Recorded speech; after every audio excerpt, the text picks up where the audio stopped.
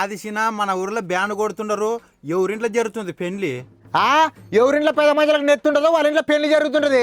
మన ఇంట్లో పేద మంచులకు నెత్తుంటే కదా మన ఇంట్లో కూడా జరనిక అవు అని ఇన్నేళ్ళు వచ్చేవానికి పెళ్లి చేయదాము అది ఇది అనేదిలే.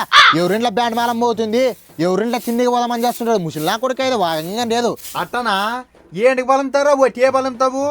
వచ్చే సంవత్సరం నీకు కూడా పెళ్లి చేస్తలే. వచ్చే సంవత్సరం చేస్తావా?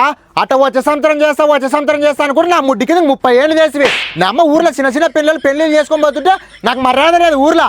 అట్టే పంట వచ్చినాక చేస్తా, ఇల్లు కట్టినాక చేస్తా, దుడ్లు లేవు సేనమ్మ చేస్తా అని చెప్పని కూడా జరిపే బొప్పల మాటలు చెప్పుకుంటుంటే అలా కాదురా వచ్చే నీ బాధ ఎక్కువైదే. వచ్చే పెళ్లి అంటావు, అక్కడ బయట పోయి ఎవరినోర్లు వేసుకొని పోతేమే.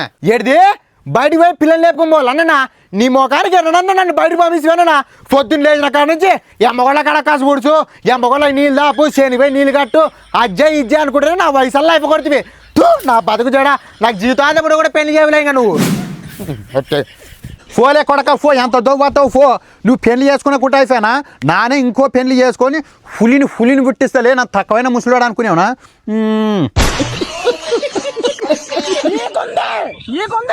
అది కన్ఫర్మ్ నీకు.